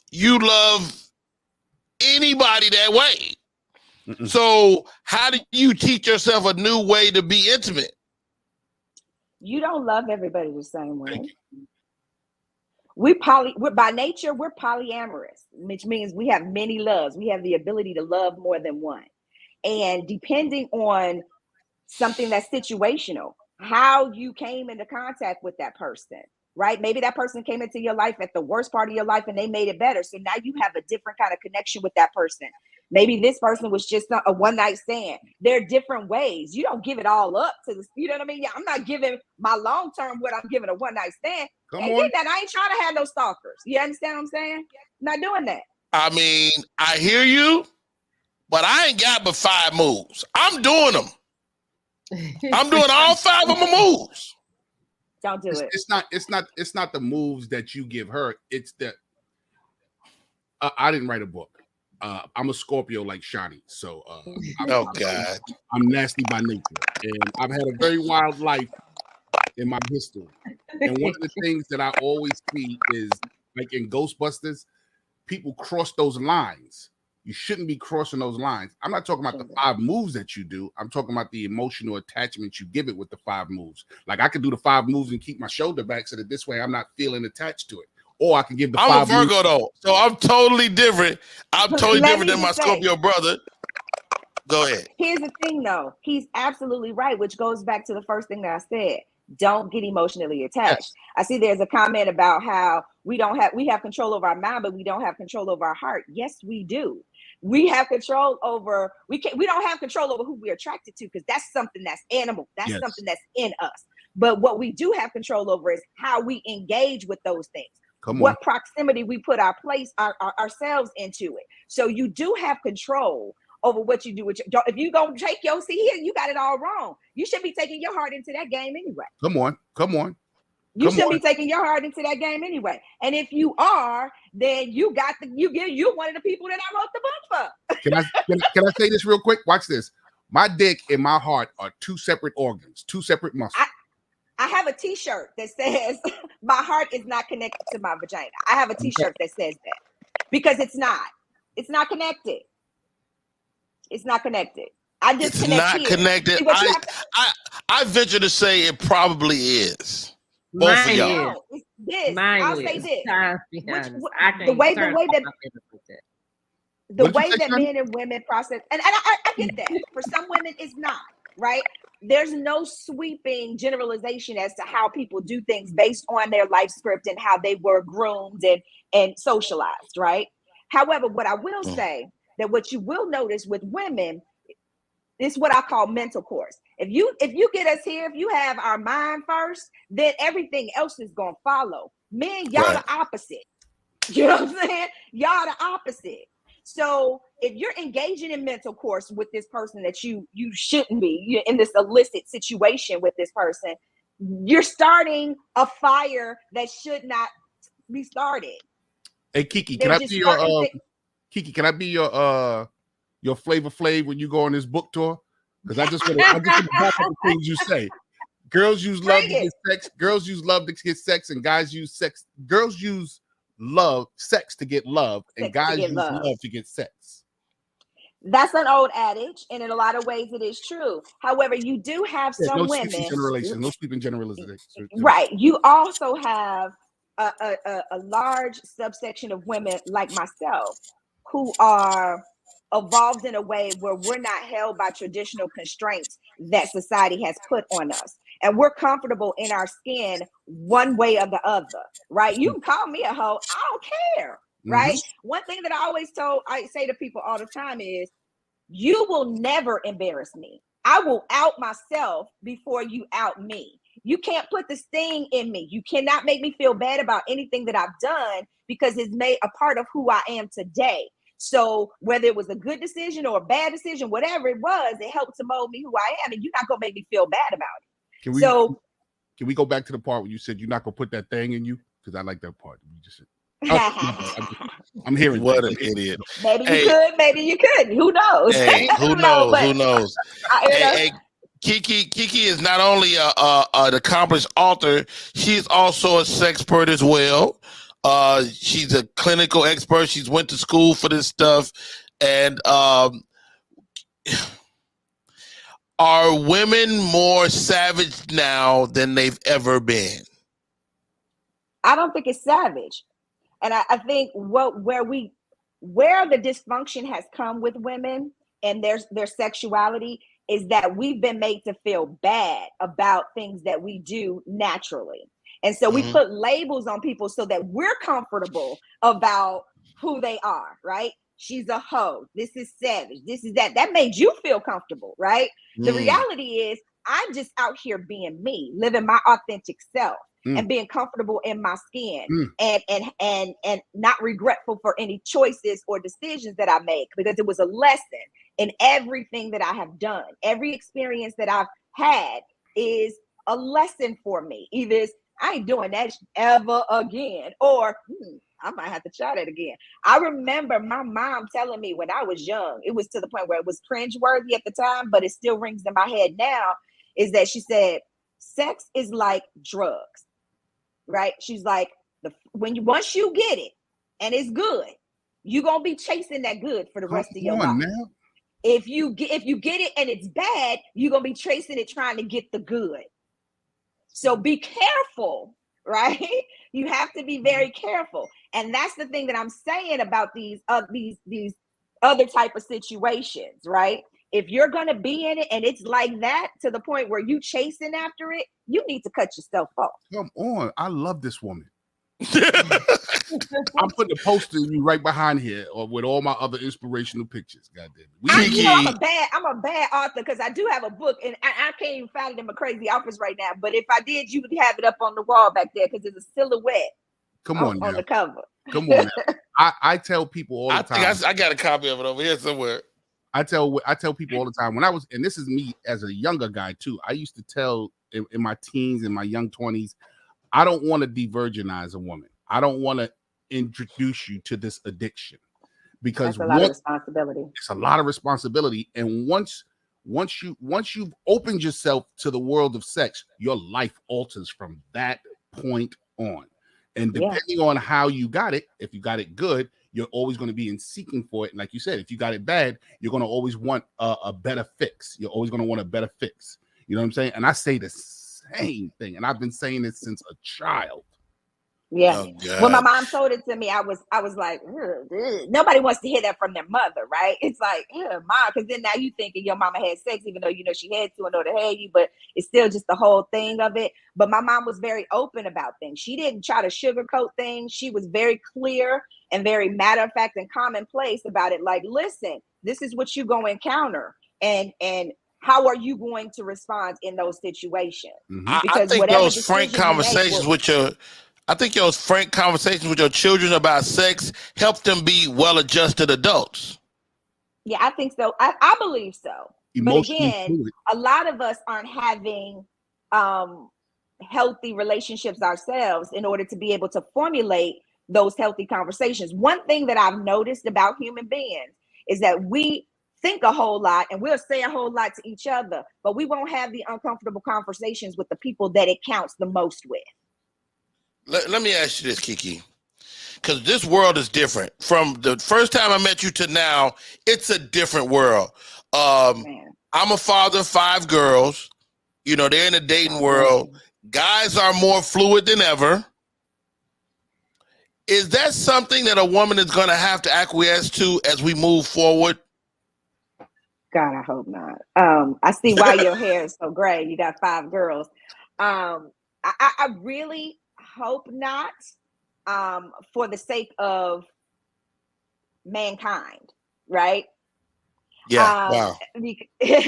That's why, not a bash to people who are fluid, because I'm all about do you, whatever makes you feel good, just be responsible and be honest, be truthful, right? But I really hope not, because what that does is it damages your view of you. It damages your view of your relationships and how you want to proceed in relationships. Now, I'll say this. If you're comfortable being with somebody, a man who's been with another man, my hat's off to you. I'm not that strong. I'm not that good. I'm not that great. I'm not that evolved. I'm woman enough to say it, right? That's not me. There's no competition. There's nothing I can do for you. There's nothing, right? So for me, that's not someplace we can come back from.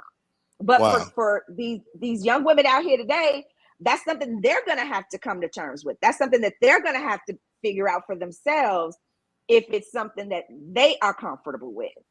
Wow. Hey, y'all, this is Rodney Perry. You're tuning in to Rodney Perry. Hey, y'all, this is Rodney Perry. You're tuning in to Rodney Perry Live. We're talking with Ms. Kiki Richardson. She's the author of the book, The Other Woman's Code of Conduct. We're going to open the floor. If you got a question, she knows all things sex. I don't know if I like how that sounds.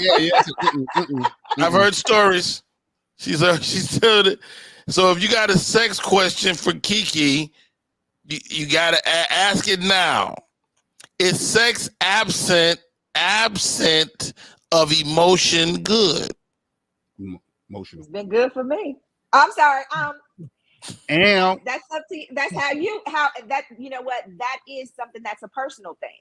Some people prefer to have emotion involved in the physical act. Sometimes Absolutely. I do, and sometimes I don't. Sometimes I just need to scratch the itch, and it's not emotional at all. And Chan, leave me alone with that. Cousin Shan is on the feed. I think she has to answer that, Shan.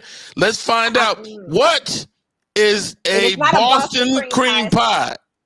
She messes it up every single time. It's not a Boston cream pie. It's a Boston pancake. I don't think I want to know what this is. Is that the same thing like is that like a term like a phantom? What a I don't know why she had to take us in the gutter today, but a Boston pancake basically is, let's say for example, truffle butter. I'm gonna use you, Rodney. I'm not gonna use him because it might mess him all the way up. Okay, so let's just say you, Rodney. I'm a big boy. Let's just say, for example, okay, we're in an intimate act. Okay, I squat over you and take a dump. Oh no! On your chest. Yeah, I sit on it. Yeah, I sit on it, right, to smash it like a pancake.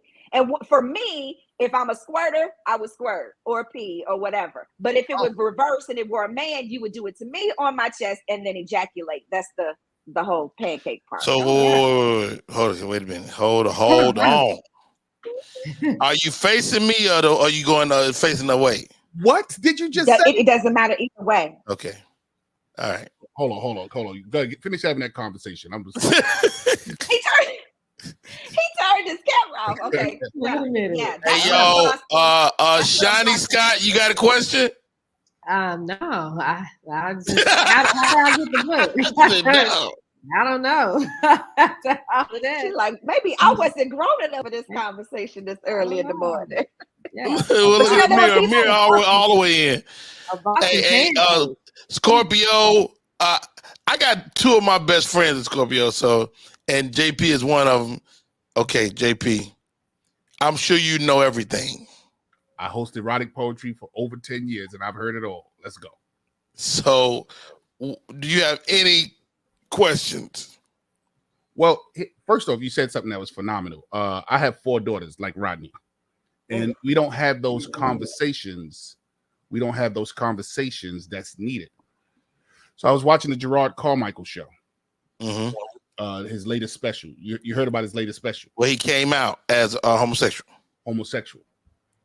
And the way he posed the joke and the way he told the joke immediately made me think of my household. He said, parents, my mother tried to pray the gay away and tried not to acknowledge that it was there. And I immediately thought about one of my daughters, because when she came to me at 12 and expressed it to me, I said, you don't know what your sexuality is, girl. You're 12 years old. And now here she is, a young adult, and she's in that life. And I remember saying around her things like, oh, all this gay stuff on TV. I don't have gay around me 24 hours a day, 7 days a week. They need to cut this bullshit out. All along, 24 hours a day, 7 days a week, she was there. And she had to keep that quiet into herself. Wow.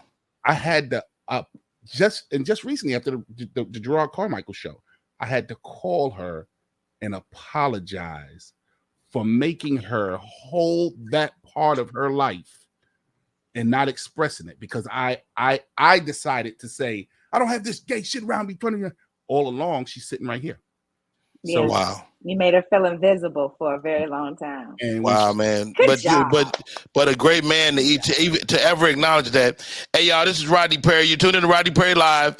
It's almost time for us to get out of here. I want to make sure my guys get to shout out their social media. AD, how do they find you? Be your friend. JP, how do they find you while AD get it together? Yeah, we're going to have to get him a neon button so he can see. We can't hear you, bro. Hey, this is your boy JP Justice. Listen, first off, ladies and gentlemen, Rodney Perry, thank you. Your inaugural week of your show, bro. Much success on this, man. And you know me, when I'm only a phone call away. Anybody, you can find me on any social media platform under JP Justice Labs. I have many of broadcasts going on. I need to get over 10,000 on my Instagram. So listen, hey people, I need over 10,000 on my Instagram. Please do me a favor, go on my Instagram. I get people on my Instagram. Listen, also I got a phenomenal show this weekend. The Grown Folk Comedy Show is back in full effect. BYOBB, bring your own brown bag. I sling the jokes. You bring your own liquor. This week we got this what's this goddamn dude name? Some dude named Rodney. We got the something Rodney. Rodney somebody. Somebody. It's dark-skinned dude. I seen him one time on the train. But listen, yeah, he's all right. Ladies and gentlemen, we got the phenomenal, incomparable, if I said that word correctly, Mr. Rodney Perry. Wrong as hell. Yeah, it was wrong as a motherfucker. Yeah. Listen. Shouts out to AD. We call him Mr. AD for you. You can follow him on all social media. Shani Scott, she's the queen of Media Room 360.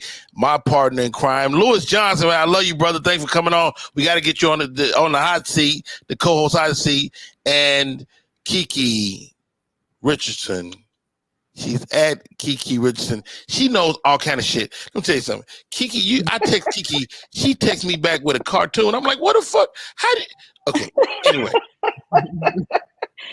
You still mad at me about my little two? I don't know how she gets the KI and a little bit taller. How you put the two? I can't tell you how to put the two up there. Anyway, I don't know if we have time for this, Shani Scott, but let's read the Dear Uncle Rodney letter. All righty. Yep, you got them coming in. So let's see. Today's letter comes from, all right. Dear Uncle Rodney, my next door neighbor is a nice guy, but I can't stand his dogs. He has 3 months and they bark for hours when he leaves the house. He usually walks the dog between 5 and 6 every evening when I go to check my mailbox. One day I was eating a chocolate bar as I was walking to the mailbox and a piece fell on the ground. Wow. My neighbor was on the phone and wasn't paying attention to the dogs as he was walking them. And one of them ate the piece of chocolate I dropped. I didn't think anything of it at first, but then 3 days later, I saw my neighbor and he was distraught. He told me that his dog had died from ingesting chocolate, but doesn't know where or when the dog came in contact with any chocolate. Should I tell him what happened or stay quiet since I don't know if my chocolate caused the dog's death? Yay. All right, listen, ma'am. You're a dog murderer, okay? You killed that freaking dog. You know you did it. But if I'm you, I keep that shit under wraps. I'm telling nobody that I'm the dog killer. I'm gonna stop right there. I'm gonna let my co-host. Y'all, what would you do, Kiki? What advice do you give him? I ain't saying shit.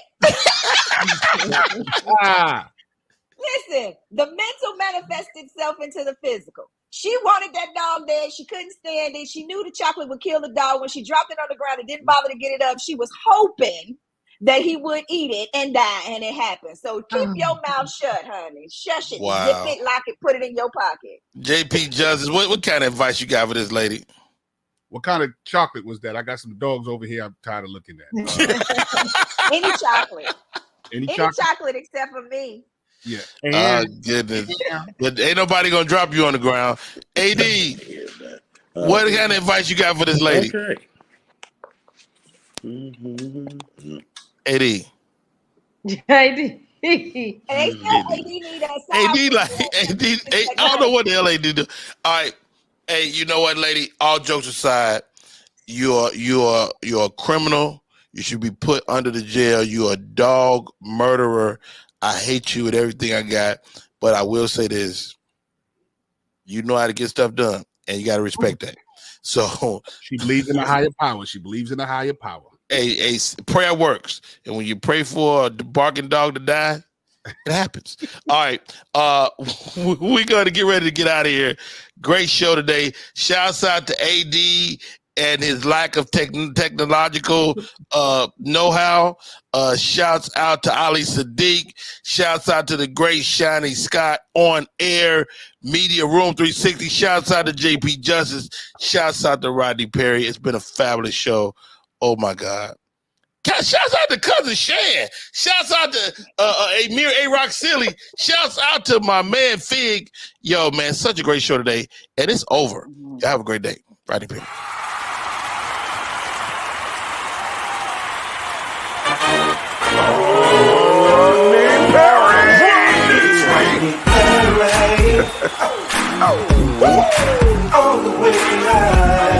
Get ready for America's #1 funny man.